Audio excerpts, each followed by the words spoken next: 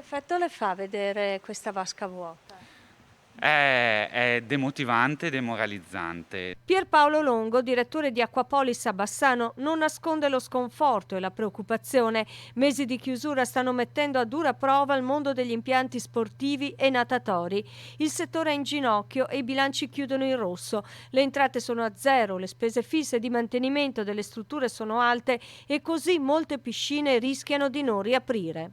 Ma non per la non volontà, ma non hanno più la capacità economica di sostenere questa situazione, dove i ristori non sono assolutamente capienti. Nel tentativo di mantenere gli impianti aperti, i gestori avevano fatto investimenti per mettersi in sicurezza con le norme anti-Covid. L'ambiente piscina è un ambiente sicuro a tutti gli effetti, anche perché abbiamo caratteristiche come la disinfezione col cloro che vive quotidianamente.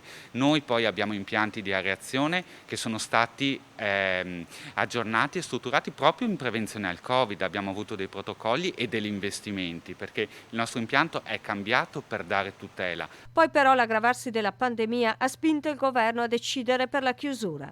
Voi che informazioni avete sulla riapertura? E questo è il grande dramma, non ci sono informazioni. Impianti come questi non possono essere aperti e chiusi istantaneamente, hanno bisogno di essere riaperti con un'azione di riapertura. Riaprire Acquapolis vuol dire come minimo un investimento di 50.000 euro solo per rimetterla in moto, perché attualmente è un impianto fermo. Cosa vuol dire? Che non posso pensare di riaprire una struttura con la previsione di poterla poi chiuderla tra qualche settimana. Serve una programmazione.